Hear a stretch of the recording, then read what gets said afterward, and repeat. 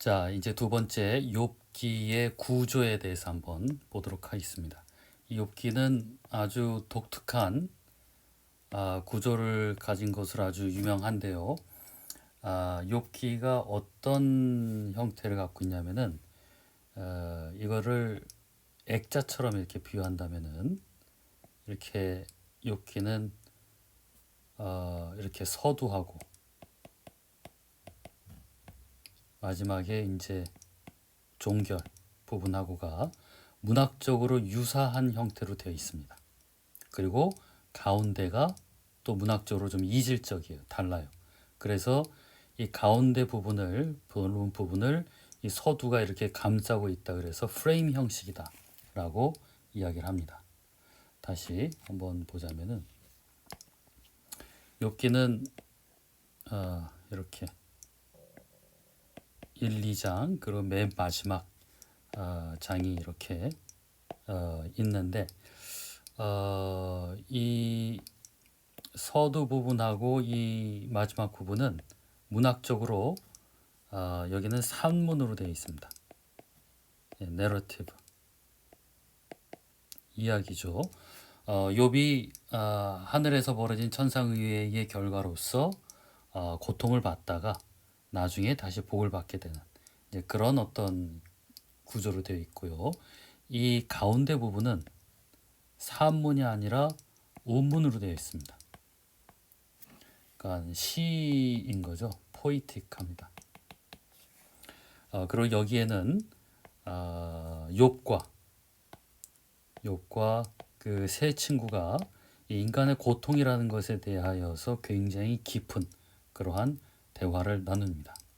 근데 전통적으로 많은 학자들이 이 산문 부분과 운문 부분, 이 욥기는 굉장히 크게 두 군데로 나눠져 있었다. 심지어는 이 욥기는 다른 이 산문으로 된 욥기하고 운문으로 된 욥기가 따로 독립적으로 발달하다가 나중에 이게 합해진 거다. 이렇게까지도 이야기를 했습니다. 그 정도로 이제 굉장히 이질적이다라는 거예요. 그리고 이 산문 부분은 훨씬 후대의 것으로 여겨지고요. 이 문학적인 형태가 하나는 산문이고 하나는 시적이다. 이것도 이제 다르지만은 그 욥의 태도도 굉장히 다릅니다. 이 산문에서는 흥미롭게도 욥이 전혀 범죄를 하지 않습니다. 입으로도 죄를 짓지 않아요. 그래서 이 가운데 부분이 없다면은 욥은 여기서 하나님께 고통을 받게 되지만은 죄를 짓지 않고 입으로도 죄를 짓지 않고 맨 마지막에 가서는 다시 복을 받게 되는 그러한 구조로 되어 있습니다. 이 가운데만 없으면 자 그런데 이 가운데 부분 이 운문 부분에서는 욥의 태도가 산문에서하고 굉장히 달라요. 운문에서는 욥이 굉장히 거칠게 항거를 합니다. 하나님께 입으로 범죄를 했다라고도 볼 수 있을 만큼 굉장히 크게 항거를 합니다. 이렇게 굉장히 다릅니다. 다른 것이 이것뿐만이 아니라 이 산문 부분에는 하나님의 이름을 가리키는 야훼, 여호와라는 이름이 등장을 하는데 이 운문에서는 야훼라는 이름이 거의 등장하지 않아요. 한 번인가 등장을 하고 대부분 굉장히 고대의 하나님의 이름이 등장합니다. 잘 모르는 건 뭐 엘로와 뭐 이런 거. 다른 데서는 좀 보이지 않죠. 이렇게 이제 산문과 운문이 굉장히 다르기 때문에 학자들은 욥기의 산문 부분, 다시 말해서 이 프레임 부분, 맨 서두하고 꼬리 이 두 부분하고 운문 부분, 이거는 시로 돼 있다 그랬죠. 이건 내러티브고 이 부분이 서로 다른 기원을 가지고 있는 것으로 그래서 이것이 두 개가 합해진 것으로 이렇게 이제 학자들은 이야기를 했었습니다. 자, 글쎄 욥기의 기원 자체가 어떤 그런 기원을 가질 수는 있어요. 가질 수는 있는데 하지만 지금 우리 눈앞에 하나님이 읽으라고 보여준 책은 두 개가 나눠져 있지 않죠. 얘가 한꺼번에 이렇게 같이 있습니다. 전통적인 역사 비평학자들은 그래서 욥기라는 책에 의미를 생성해낼 때 서두 부분과 가운데 부분과 그리고 결미 부분을 다 따로 해석을 했어요. 요게 두 개를 하나의 의미를 생산하고 그 가운데가 따로 생산하고. 자, 그런데 그런 책이, 그러니까 우리가 성경을 정경으로 본다면, 하나의 전체적으로 의미를 갖는 책으로 본다면은 이게 좀 말이 되는 소리일까요? 그렇지가 않죠. 만약에 정말로 서두와 가운데와 맨 마지막이 각기 다른, 특히 이제 프레임과 그 가운데 담화 부분이 서로 다른 의미를 생산하는 거라면은 하나님이 적어도 그 아래 각주를 남겨놓겠지. 그렇죠? 여긴 이렇게 다르게 해석하라. 역사적으로 욥기라는 것이 이 산문 부분과 가운데 부분이 결합이 돼서 지금의 욥기를 이뤘을 가능성은 있습니다. 하지만 우리는 의미를 생산하는 데 있어서만큼은 이렇게 분절되게 의미를 생산하는 것이 아니라, 잘 안 맞는 것 같지만 어쨌든 이 전체가 하나의 큰 의미를 생성해내는 것으로서 우리는 봐야지, 그것이 이제 욥기를 하나의 정경으로서, 하나의 성경책으로서 우리가 살펴보게 될 수 있는 그런 의의를 갖는다라고 볼 수가 있습니다. 자, 그래서 보다시피 외곽과 담화의 차이는 두 부분의 다른 저작과 기원서를 이야기하기도 했다.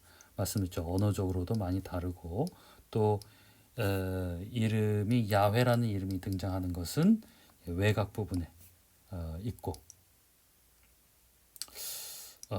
그런데 이제 가운데 부분에서는 이제 욥이 굉장히 고대의 하나님의 이름을 말하는 것으로 되어 있고. 자, 그리고 이제 욥이라는 인물은 아시다시피 아주 고대의 인물로서 알려져 있어요. 그러니까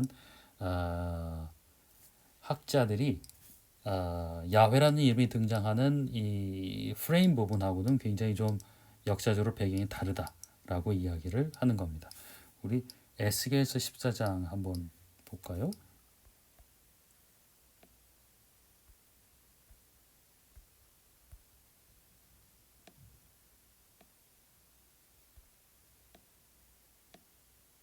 예, 아까 다 찾아놨는데 미리 돌려놓는 것은 제가 잊어버렸네요.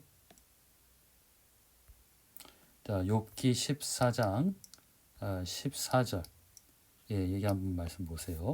비록 그 나라 가운데 노아와 다니엘과 욥 이 세 사람이 있다 하더라도, 여기 보면은 흥미롭게 아주 고대의 사람으로서 노아와 다니엘과 욥 이 세 사람을 들고 있습니다. 자, 그런데 상식적으로 노아는 아주 옛날 사람이에요, 그렇죠? 아주 옛날 사람이고, 욥도 여기 이제 이야기의 정황을 보면은 굉장히 그 옛날 족장 시대쯤 되는 굉장히 옛날 사람인 건 맞는데, 다니엘은 좀 이상하죠. 다니엘은 포로기 이후에, 그러니까 적어도 이 두 사람하고는 몇 세기 차이가 나는 그러한 인물입니다. 근데 아마 여러분들 여기 이 14절에 대한 각주가 달린 성경을 보면은 이 다니엘 아래다가 각주가 있으면서 이것은 단엘이라고도 한다라고 어떻게 적혀있는 것을 볼 거예요. 실질적으로 지금 이 에스겔서 이 9절에는 이 다니엘이 아니라 단엘이에요. 원래 히브리어 원문으로 보자면. 근데 성경에 다니엘이 누군지를 모르니까 이것이 다니엘이 아니라 다니엘일 것이다. 이렇게 이제 추측을 한 겁니다. 이렇게 쓰는데 본래 이게 다니엘이에요. 다니엘. 그런데 여기 없어요. 다니엘. 그런데 이제 학자들이 다니엘이 누군지 역사적으로 이렇게 추정하기도 해요. 고대 그 가나안에 아주 그 유명했던 아주 고대의 왕이라고 합니다. 그렇게 본다면은 노아, 이 다니엘, 욥하고 이제 시대가 맞게 돼요. 자, 아무튼 이 구절은 욥이라는 사람이 얼마나 고대의 사람인가라는 것을 이제 알려준다라고 볼 수가 있습니다. 자, 그리고 말씀드렸듯이 욥의 태도가 굉장히 다르죠. 이 프레임 부분에서는 악을 기꺼이 받아들입니다. 아주 유명한 이야기를 하죠. 1장 21절에 보면 이렇게 이야기해요. 모태에서 빈손으로 태어났으니 죽을 때에도 빈손으로 돌아갈 것입니다. 주신 분도 주님이시오 가져가신 분도 주님이시니 주님의 이름을 찬양할 뿐입니다. 이러면서 받아들입니다. 받아들여요. 2장 10절도 볼까요? 2장 10절. 예, 여기 보세요. 욥의 아내가 하나님을 차라리 저주하고 죽어버려라 이렇게 이야기하게 되니까 10절에 보면은 당신까지도 어리석은 여자들처럼 말하는구요. 우리가 누리는 복도 하나님께 받았는데 어찌 재앙이라고 해서 못 받겠느냐라고 하면서 자신의 처지를 기꺼이 받아들입니다. 그런데 2장에서 이 3장으로 넘어가게 되면 욥은 확 변해요. 너무 변합니다. 아주 확 그 선이 그어져 있는 것처럼. 그래서 더더욱 이렇게 서두 부분과 가운데 부분이 이제 굉장히 다른 문학적 그 배경을 가지고 있는 것으로 여겨지게 되었습니다. 이제 그 두 부분을 외곽의 틀과 이제 내부에 이제 항쟁하는 그 포이틱한 부분하고를 이제 나눠서 한번 볼 텐데요. 잠깐 쉬었다가 또 보도록 하겠습니다.